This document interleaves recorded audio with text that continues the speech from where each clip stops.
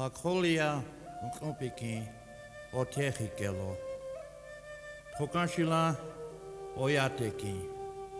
Nawakajaki. Oichakya. Nawoksape Wichayak Uki. Hechel Taya Umpikte. Unshialelunk Umpi. Tako Wasi Yuashteo. Nok Opo Tokanshila. O Tehikelo. Watch over our people and children, O Great Spirit.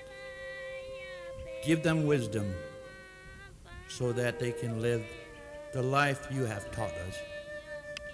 We humbly ask you to bless all things. Hear us, O Great Spirit. It's hard to be Lakota.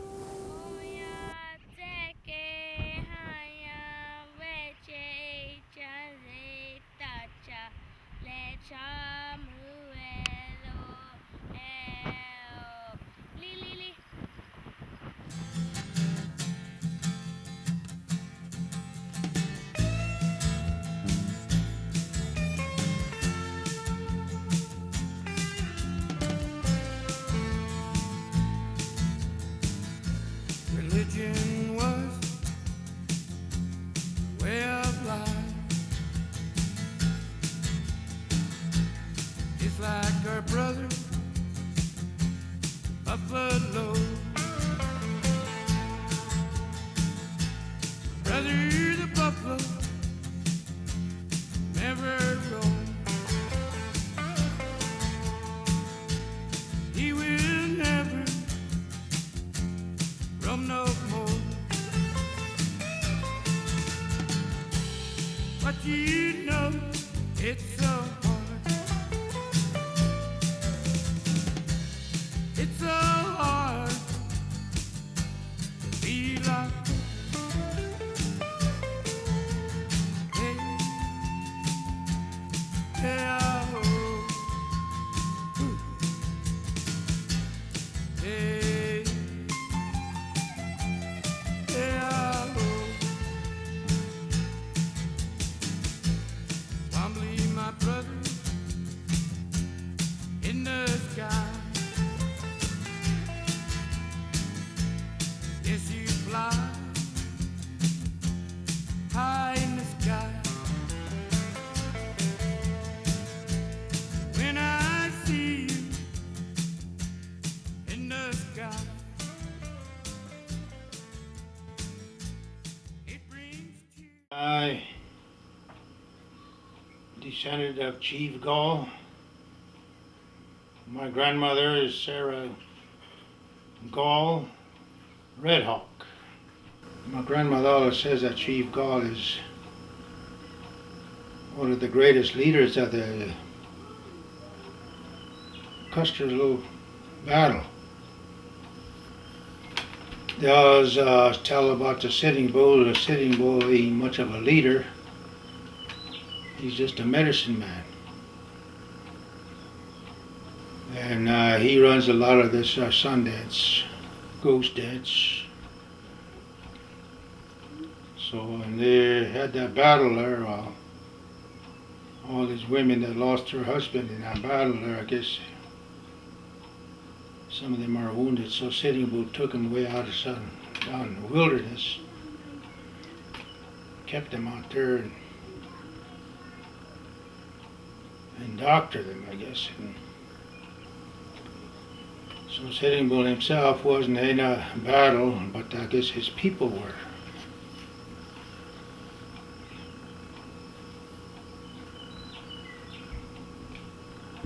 That's what they always talk about. And after the battle was over,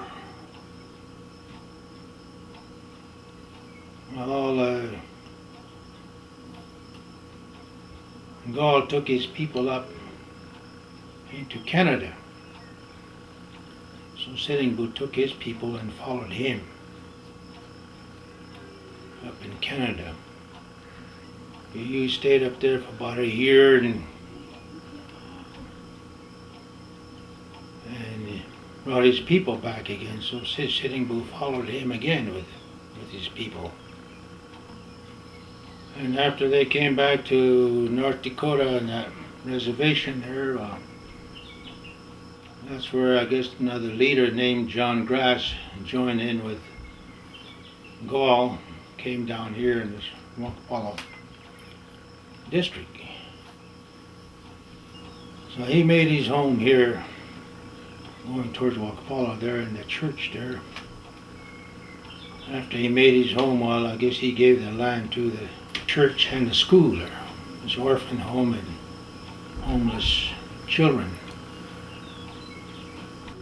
And Gall made his home right down below there. So they said that Gall was a mean man in Custer's Little Bighorn battle. I guess he's the one that all them Sioux surrounded and said, or Custer. Gall went down in the center and stuck a lance on the ground there and says, "Hook guy." In other words, he might say, "Okay." So all them Sioux people there took after Custer.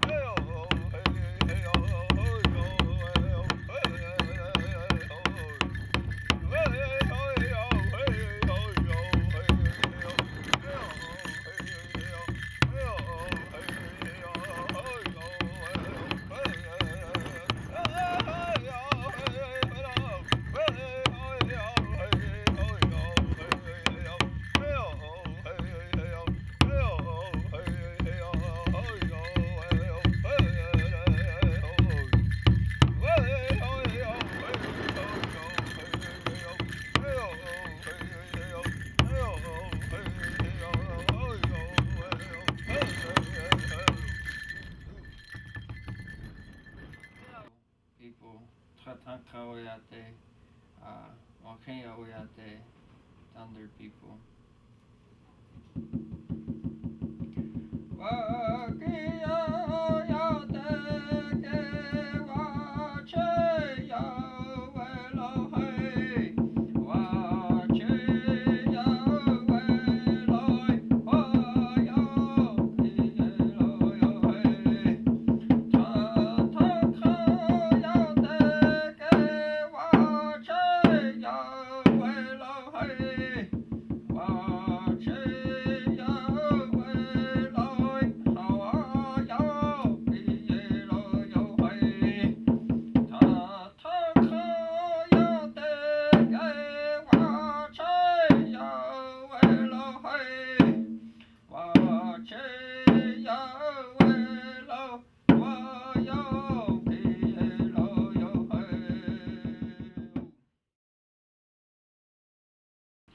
My name is Marty Mart. When I was young, they used to put a nickname on me. They called me Pajola because I was born in Martin, South Dakota. I got into music quite a bit, long time ago. And I used to, when I was about 13 years old, I played with Bobby V, played drums. Then later on, I played different bands. And then I started writing, and then I started singing my songs. Then me and I had a nephew of mine, Buddy Red Bull. We used to go do concerts together. And this one song that I wrote is Hard to Be Lakota, which is really the truth, because there's so much cultural differences out there. And I always tell, when I do a concert for the kids, I always tell them, you can't change who you are, so be proud of who you are. Because every day you're the one that has to look in that mirror. You can't be nobody else. And that's why I think a lot of people say, you know, Marty, how come it's really hard? I said, it's always hard. It's going to be hard. But I said, be proud of who you are, because we are, they call us the Native Americans, the first Americans. Well, there's a lot of cultural difference out there that they don't even know us by that. Anytime they mention anything, they never mention us, the Lakota people. And we walk the sacred road. We believe in Tunkashila. We believe in the grandfather. We believe in the pipe. We believe in the Mother Earth. And you know, it is no different from the other religion. My Uncle Fusco used to say, Martin, he said, that pipe is just like the Bible. He said, when you pray to that pipe, you're praying in that Bible. And when you sweat, that's a chapel inside there. That's just like going to a church. And you know, it took me a long time to realize that. When I got out of the service, kind of really had some bad problems. And so I stayed with him for a while. And he kind of taught me all this stuff. You know, he's such a spiritual man. By just looking at him, I mean, he can he looks inside you, looks inside your chante, your heart. He looks in your soul. And I was down there in Kyle. I was staying with him during the winter, and I happened to write this song. It's hard to be Lakota. We've been living in the motel since April. We were living in a house, but the house had black mold and bad sewage, so it's going to be demolitioned. And so we're in a motel now, which is pretty hard to live at because we have to go eat at the rescue mission sometimes for lunch or breakfast or supper, which is good that they have that, you know, so at least we get a meal for free. And it's just really hard living in Rapid City. And nobody really gets a chance here if you're Native. There's a lot of racist and prejudice, and a lot of Natives are found dead, or I don't know. I think a lot of the Lakota lost self-worth, dignity, you know, their pride, resorted to alcoholism, and now everybody's just drunk all the time. And I'm trying to recover myself as an alcoholic. I'm trying to straighten out my life and better myself now that I'm a unchi. And I know that there's a lot of abuse in this town, whether it's through the men and the women or the children. I've been in a lot of abusive relationships myself, where I have been beaten by my kids' dads, and where it ended me up being on Social Security on disability. And that's my only source of income. And I take care of my girls and I on a $623 budget and $194 food stamps. kind of hard in a motel because you have to live off a little tiny fridge and a microwave, and you can't have no hot plates, and so it's pretty hard just having to wake up there and go to bed there, wondering when you're ever just gonna check out and leave and go to a house and have a home. Just, I know a lot of people around town that don't have homes, and sometimes I invite my friends in to come and sleep, because I'd rather see them sleep maybe even on the floor in my motel room than sleep out on the street or under the bridge or wherever it may be. But I do notice that the natives do stick close together here in Rapid City. They're like family, they stay together. So it's kind of good to be around that. It's kind of scary to move away from home and be away from all my people, my tribe. You know, my reservation is Pine Ridge, and it's kind of scary to go too far away from that because you get away from your people and you all think the same and act the same. And it's just nice to be around Native Americans and the nice people, the other nice people that live around here that are kind people that aren't small-minded. When I was 18 years old, after I graduated high school, I went to boarding school most of my life, and I graduated at Flandreau Indian School in 1985. And I got out of school, I started partying, getting into alcohol, and I thought I was going to take a year off, but I ended up pregnant. And I got with this guy when I was like 2 months pregnant, and he told everybody it was his baby, and he's from Wombly, South Dakota. And he was really abusive. When I had my oldest daughter, when she was a month old, we were down in Wombly, and he used to beat on me a lot. He kicked me around, beat me up, and his family members would just go in the bedroom and shut the door and not pay attention to him beating me up. And then I'd get like raped, and then he put me in a basement and kept me there for like 5 days, where I kept my oldest daughter with me. She was a baby then, only a month old. She stayed, and I put her in a dresser drawer and put a pillow inside there and let her sleep in that, and because there was nothing down in the basement, not even for me to lay on. So I put her in that and just kept her beside me. And finally, his family came downstairs one day, and that was my break. I stayed down in the basement for like 5 days. It was a really rough time in my life. And then I think after I got out of that abusive relationship, I went into another abusive relationship where I was always like chased down or beaten up, and it kind of hurts to remember.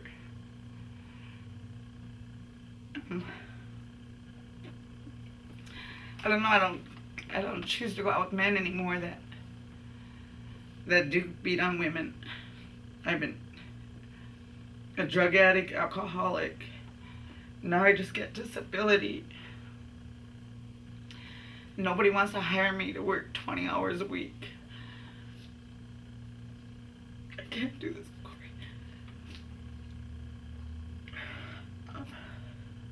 Anyway, it is hard to be a Lakota. Not just, me that hurts. I'm sure a lot of my brothers and sisters hurt too.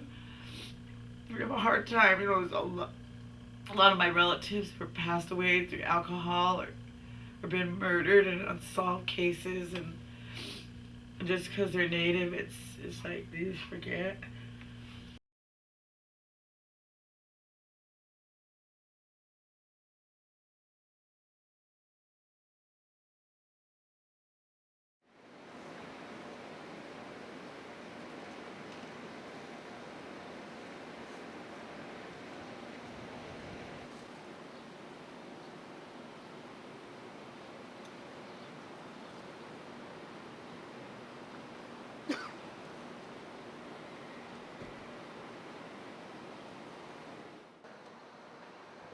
"27 years probably now, full-time hide painter.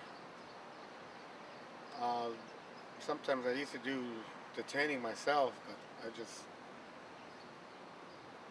they commissioned me here at Prairie Ridge, so that's what I'm working on now. And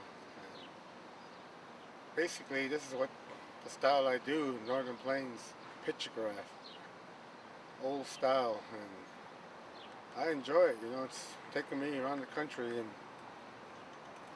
um, it's different every time, and you put your heart into it, and you visualize back in those days how the stories and songs that this is how I come up with the idea, some of the old stories and the songs. And the warriors that went to battle and everything. This all means everything here on the hide. It has a story. So it's pretty educational for all cultures around the country, I guess.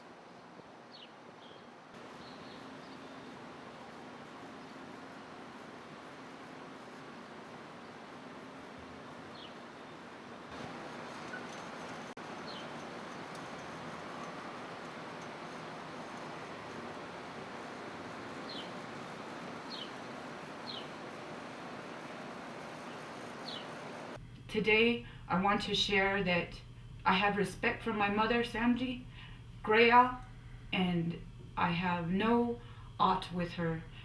I love her very much. She gave birth to me.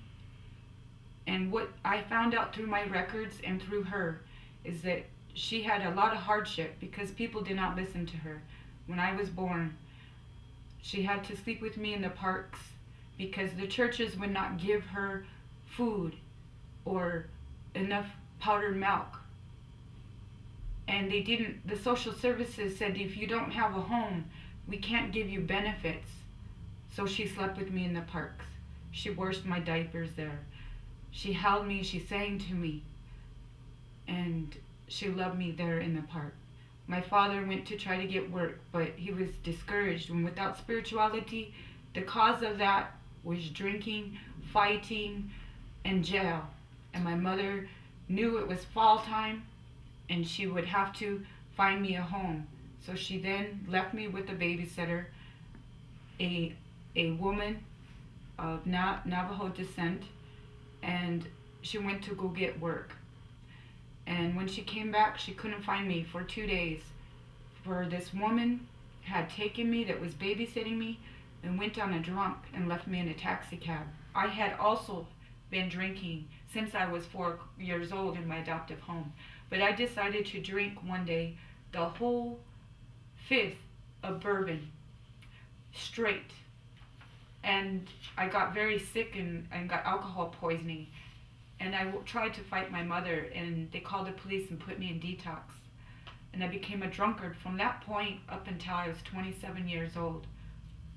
I wanted to drown myself. I was in and out of institutions, detention for runaway, alcohol treatments, programs.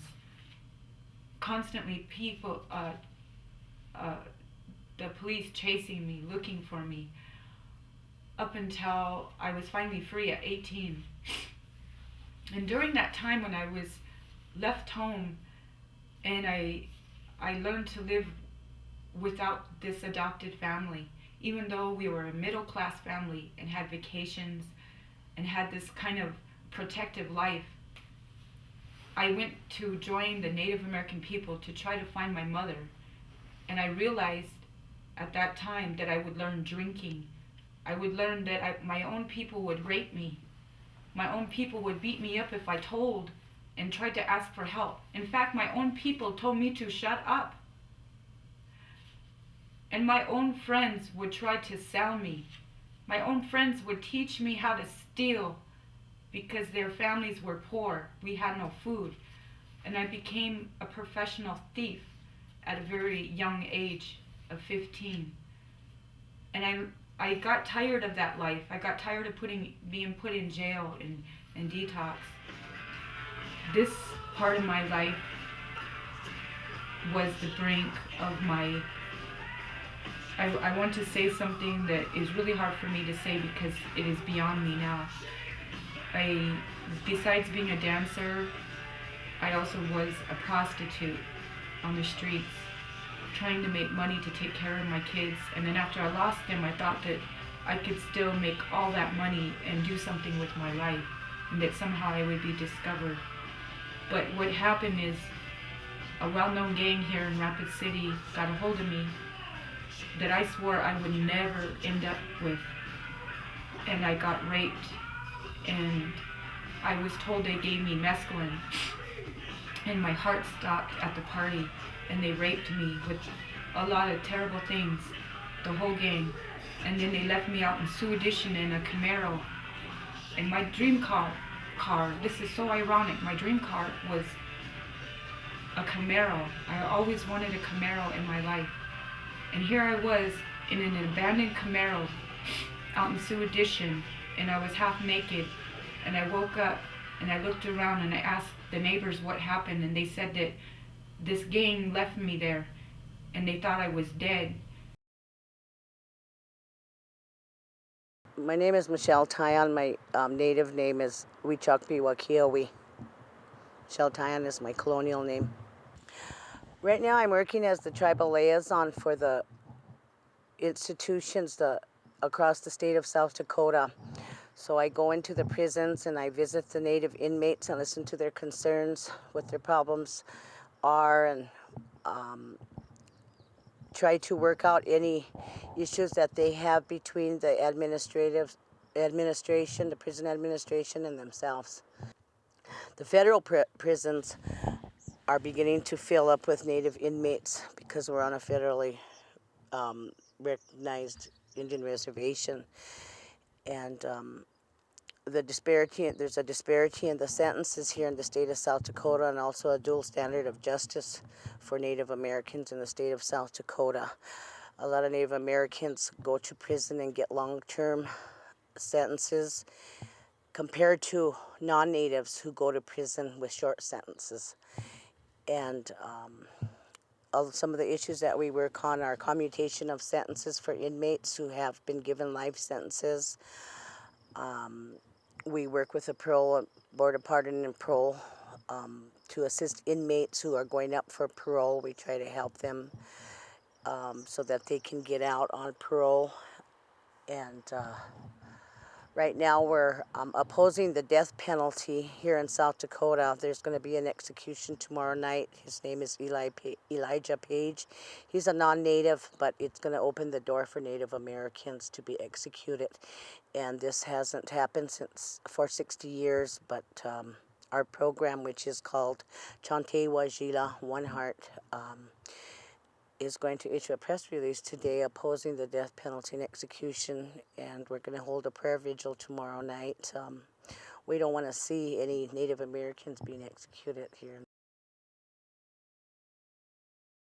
Well, we lived out in Rocky Ford, and we lived in a log house. My dad, my stepmother, my two brothers, and my grandma. We were raised over there, and as we got older, we moved to Bridger, South Dakota. And we went to school there, and we lived there till we all got older, and we moved back to Rocky Ford again, where my dad passed away. And since then, I've been on my own with my kids. And Rapid City, I mostly lived there after I grew up, and it's really a hard place to live because people there are prejudiced and they don't want to rent a house to you, or they'll tell you to come and you go over there and they see your Indian called already, and if they don't get it, I'll give you a call, but they never call back. And same as here, it is like that too. So the only places the Native Americans can rent from here is like landlords like that have houses like this, run down, but they really charge a lot for what they have that's run down. They never to be a Native American Lakota, because everywhere we go, people are prejudiced. And he even has, my little son even has a hard time. He goes next block over there and they tell him to get off their alley because they're white and that's their land over there. So he comes back and tells there, just play on this side. And in school they make fun of him because he has long hair, but he's a brass dancer, so he grows his hair. But the kids always, say he's a girl and stuff like that. And and it's just hard to be a Native American. My name is Gary Richards. I'm a K through 4th grade Lakota studies teacher for Wolf Creek Elementary School on the Pine Ridge Indian Reservation. And what I do is I teach grades kindergarten through 4th. I teach them language, I teach them culture, and I teach them a little bit of history and a little bit of current events, like, you know, who's the tribal chairman, who's the district representative from where they live, all the stuff about their own environment, because like I was telling you earlier, you know, about 75 to 80% of our kids never leave here. And it's a good thing that they know about their environment, their land base, their laws, the treaties, the representative, the government, everything about their own environment. The other thing is I'm a traditional dancer, and I picked up traditional dancing. My boy is 17 years old. I picked traditional dancing up 19 years ago. And that's how long I've been sober now. And when I was drinking, I come to the conclusion that everything I did, everybody I met was alcohol based. Every romance I had, every relationship, any friend I had was alcohol related. And 19 years ago, I had a son born to me. And I don't know what happened, but something in my inside clicked, and it told me that I need to raise these boys. I have 2 sons now, but when my first boy entered my life, it was an awakening call for me. And I came to and I went and got my degree to be an elementary education teacher. And so I've been dancing now 18 years, alcohol-free dancing, no alcohol involved whatsoever for 18 years. I've never even been on a power trail with even alcohol around me. And I've been teaching now as a teacher 6 years now, and I've been on a program called Title VII, and the Title VII program brings Lakota people and try to get them degrees and education field. And so I had an opportunity that was given to me, and I'm glad I took it and finished it. Now I'm a certified teacher, state of South Dakota. I can teach English, I can teach math, I can teach 5th grade, 6th grade, 7th grade. Right now I teach in Lakota studies because that's where my heart's at. I was teaching 8th grade in Basin, and an opening came here for Lakota studies. I dropped 8th grade and picked this up because I'm a dancer. I feel like more than anybody, I want to live my culture, and I want to promote it. People look at me, they want them to see, number 1, they're going to see a dancer. Number 2, they're going to see an educator that has a dance. And so I'm a teacher, and then on the weekends, I'm a power guy, power person. Wachiti Wahe Mahel. I'm inside the dancing family, and all the dancers from all over the United States, they're my relatives. And we meet once a week everywhere, all over the United States.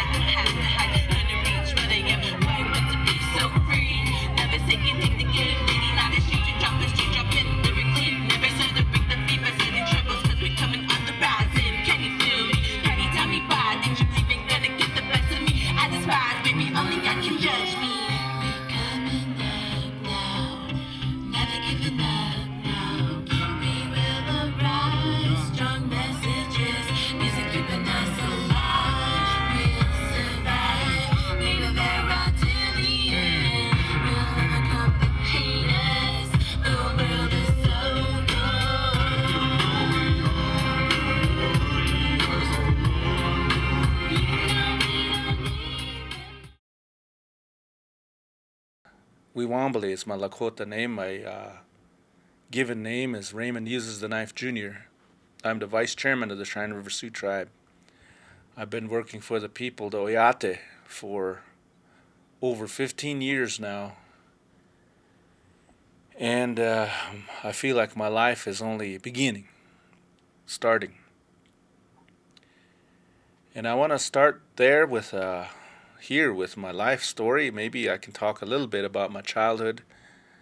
I was born in 1956, about the time when the Bureau of Indian Affairs was very strong in paternalship for the Lakota Nation. And my reservation, the Cheyenne River Sioux tribe, where I come from, the Minikojo Ayate, this is where my band of the Lakota that I come from is Minikojo. And there I grew up. I was born at the Cheyenne Agency, which is now underwater under the Missouri Lake Oahe, it's called, under the Missouri River. There I was born and grew up in the foothills of the Thunder Butte. I call it Thunder Mountain in my music, the songs that I wrote. The Thunder Butte is like a brother to me. When I wake up in the mornings, he's always there. Just before the sundown, he's there again. So on the foothills of Thunder Butte, I remember growing up as a child. Some of the best memories in my life was growing up as a child, because there, the Lakota boy, as I was, growing up free in the nature, in the wild, growing up on whatever food and subsistence my father was able to bring home for the dinner table, and my mother would cook it. The vegetables that were grown there, the wildlife that we ate, the deer, antelope, prairie chicken, rabbit. We lived off the land in those days. Raymond Uses a Knife, welcome to us. Wopila, glad to be here. I call you Raymond Uses the Knife, but that's not your real name. Tell me about... My Lakota name is Wiwambale. We for the sun, Wambale for the eagle. Why do you have two different names? My grandmother gave me the Lakota name. I'm named after my father, the given name for the family. Yes. So is it normal for a Native American to have two names, or is that something you have to earn? My ancestors, of course, had to earn their names, and they only had one name, like Wiwambale. One of my ancestors in the past had the name Wiwambale. It was given to me, passed down to me, yes. We will hear you sing some beautiful music afterwards. And I have to admit, I thought that Native Americans were together in small towns where they spend their time drinking alcohol and beating their wives. Is that a myth, or is that part of reality? That's a terrible myth. Today we have a lot of awareness and a lot of education to our young people on the dangers of alcohol. We have counseling available for the children. We have a healthy lifestyle living for young mothers, so single mothers. It's getting better. Yes, it's getting a lot better. We also change our own laws, our tribal laws, to reflect that these laws protect the unborn, the elders, our way of life. And you are not only a musician, you are a rancher at home, so obviously there are still possibilities for a Native American to live a natural life. Of course, we have all had our own mistakes. Of course, I was also into alcoholism, but today I can say that my life has grown from my own identity, which I've lost growing up as a child. But today, I feel my culture, my language, my spirituality brought me back to my people, and now I have a stronger will to survive, to live. I have my own ranch, I have cattle, beautiful paint horses, and How many horses do you have? educated. I have about 50 head. Oh, I envy you that. But, Thank you very much. That's excellent. I'd like to dedicate this song to all of my relatives back home in South Dakota and my ancestors. It's called Hechel Nie Wa'um. This is how I live.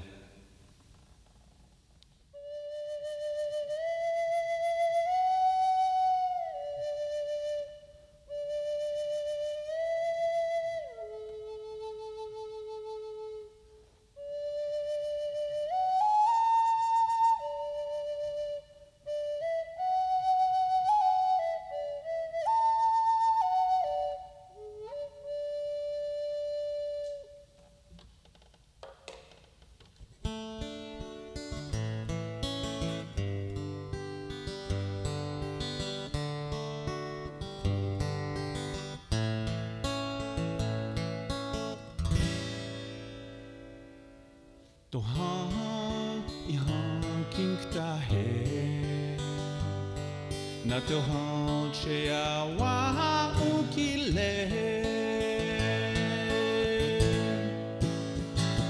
wokiksuya ima kakija na chante matke yalo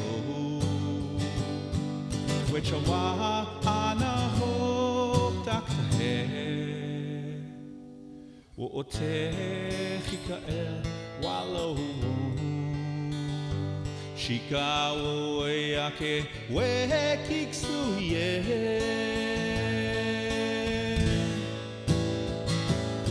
Chalena wichoi anaya haute wachi yellow which a wa ana hope doctor he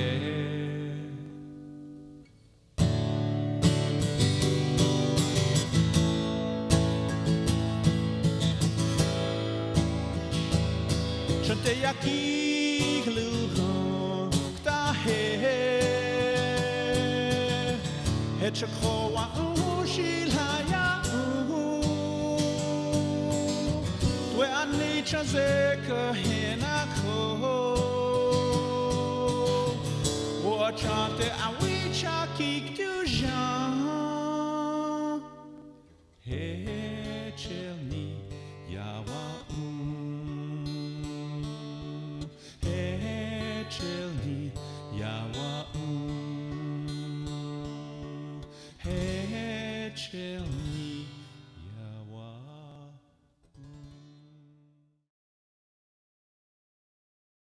Oh, tell it on the mountains that Jesus Christ is born. A little star in heaven shone on the Savior's birth. A little star in heaven full of the Savior's birth. Go tell it on the mountains, over the hills and everywhere. Go tell it on the mountains that Jesus Christ is born. An angel came from heaven and shone on the Savior's birth.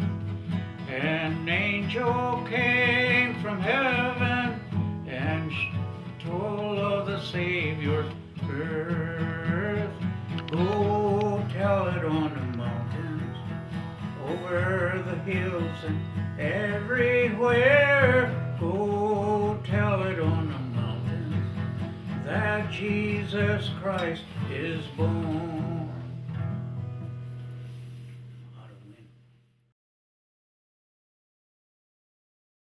Alcoholism destroys a lot of our lives here on the Lakota reservations. I have an associate's degree in business management and a bachelor's degree in business management. I've helped a lot of people starting their businesses and doing all types of working with construction, retail, home base, agriculture, and service industries. But yet, I still was drinking quite a bit while I was doing this. So, alcohol pretty much destroyed my life. So, being sober and allowing us, being able to see life in a new light, a sober light, allows me to look for another job again, go back to work, doing what I do, helping other people in their business and doing grant writing. So, hello from Dubuque. This is my dad, Chuck Brown. I'm from Cheyenne River Sioux Tribe, and I really enjoy being on this video here. Thank you.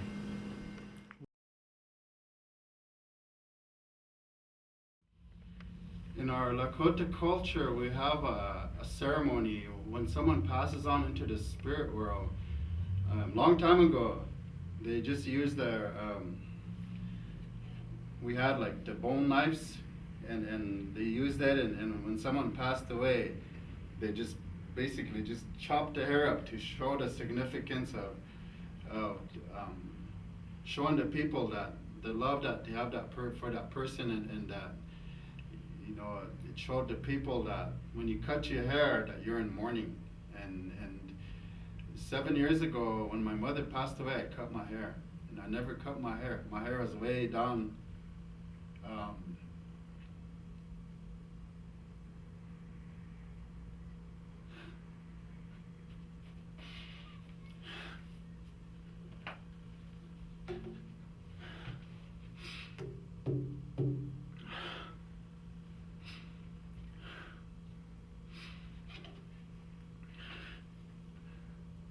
She passed away, cut my hair 7 years ago.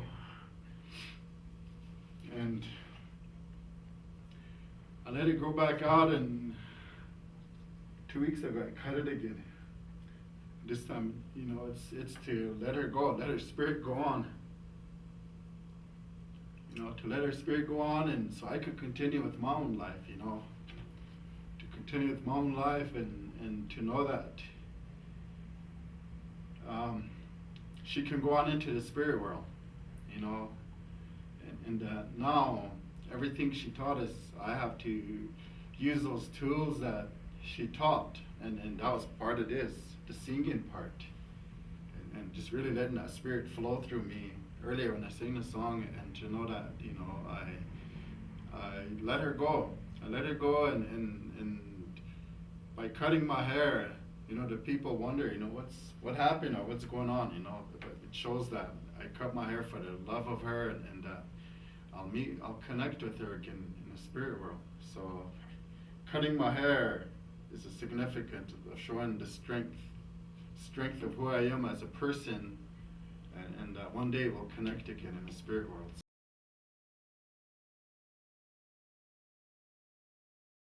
This is a Ron Dance love song.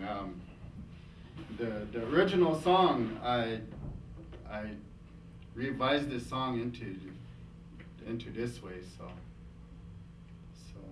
And the original song, some of the words go to the original song. What it's saying is, my sweetheart, I love you, and you know that deep within your heart, and I know that within my heart, and I made a commitment to you to love you till as long as we both, you know, as long as we both walk this way of life, and this is how it's going to be. So it's a commitment from me to you. So that's basically what the song is saying. So, but I revised it into English so it could be understood. So, okay, here goes.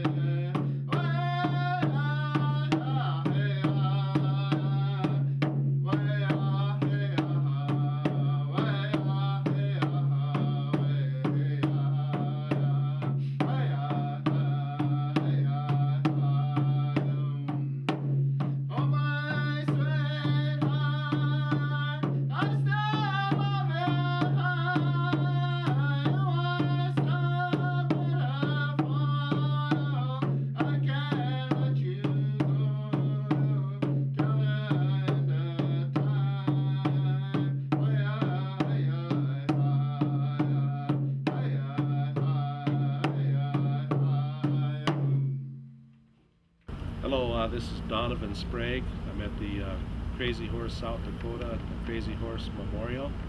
The transition for our Lakota was very difficult into the 20th century. There were lots of things that the U.S. government policies were pushing, such as assimilation, acculturation, education in the non-Indian way, and also the religion. Religious activities were also banned. But our headmen, we have lots of hereditary headmen through Lakota, including Man Afraid of His Horse. And a lot of those names today are not as well known as they used to be. But with our people, still today, our people, our traditional people that know that history, know those family names today. This is Bear Butte. This is sacred land. Crazy Horse used to camp here. He spoke to his people here. The Lakota people used to camp here. This is sacred ground, the Lakota Nation. Now they have bike rallies. They come here, hundreds of thousands from all over Turtle Island. They make thunder in the hills. This is not right. This is our land, our sacred land. Pahasapa, the Black Hills.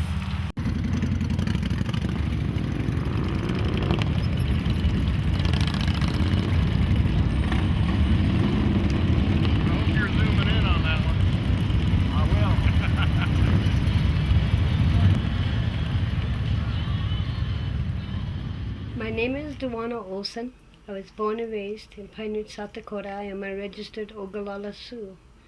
I was being abused by a school teacher, and she was abusing the full-blooded Indians, and she would favor the half-breeds.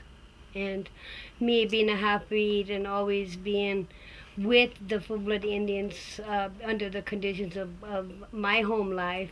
My mother was a bootlegger, and I come very familiar with the Indian children there, the full-blood children. And I went to school one day and I stabbed her, and I got sent away. I got sentenced underneath the new commit adult crime, get adult crime time. And Judge Bogue gave me 7 to 9 years. I was sent all over the United States, Utah, Montana, Oklahoma. I didn't know white people at all, other than school teachers. When I left, I had a 3rd, 4th grade average reading, writing skills. I was kept in constant lockdown, Supermax, everywhere I went. I was abused by white people for being Indian, and when I come home to the reservation, I would get in fights and be abused for being part white. So I got it on both ends. I was either getting beat up for being an Indian or getting beat up for being part white. There was no in between. It was black or white.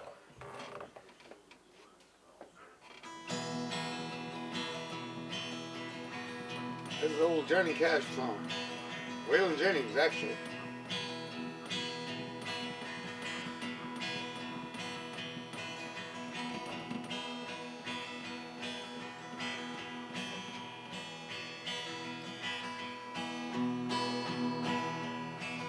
It's got a certain rhythm.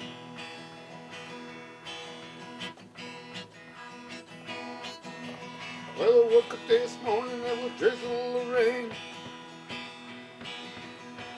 And the curb got a passenger train, hurt the mighty old and a hobo moan. Jimmy, he dead, been a long time gone, been a long time gone.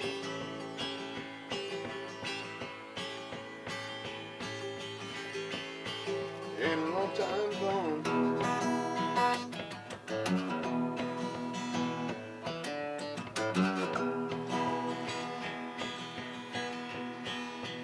If you want to get Heaven got a D.I.E.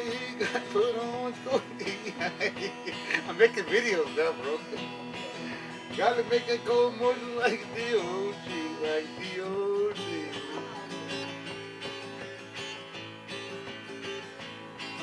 Like a D.O.G.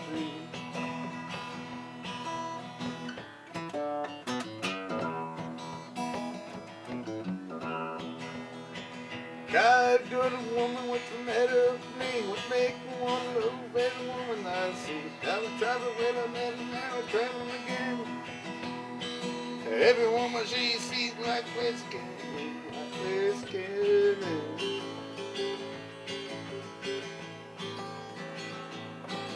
Like whiskey.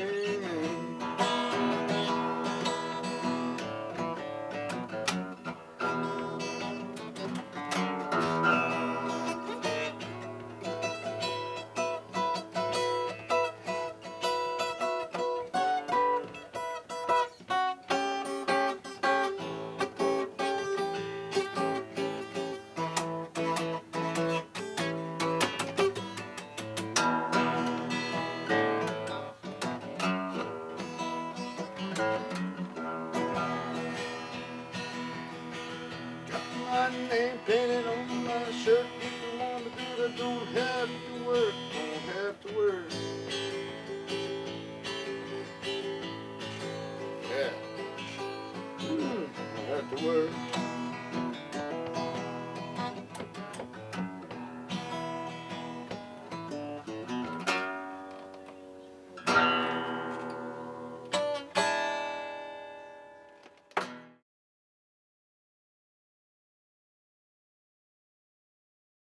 My name is Nashua Olson. I'm a half-breed, and it's really hard to be a Lakota, especially whenever I'm in Nebraska and they make fun of me because I'm an Indian, and I'm down here in South Dakota and they make fun of me because I'm a white boy, because I look white. And it's been hard through my life to go through everything in school and get picked on the bus, and always just get picked on by white kids and Indian kids because I'm Indian and I'm white. It's hard to be a Lakota because all the drugs and violence that goes on in South Dakota and everything else that happens here. I just pretty much skateboard to keep my mind off of everything else and try to help out my mom and my family to be a lot different from when we were living in Pine Ridge, where my family made me sell marijuana and smoke marijuana and sell cocaine, and it's really hard to be down there. And back whenever I lived down there, I had my arm broken by my cousins. Pretty much they were always picking on me, twisting my arm back behind me, and finally it just broke. Then I've always just hanged out with the white kids that were down there, and whenever I was up in Nebraska, I pretty much just hanged out with the Indian kids up there and the Mexicans that were helping me, that helped me not get picked on by other kids in the school, and pretty much just go through the day. It's hard to be in Nebraska because I'm Indian, and hard to be in Pine Ridge because I'm white. Pretty much both the same differences in Pine Ridge and Nebraska.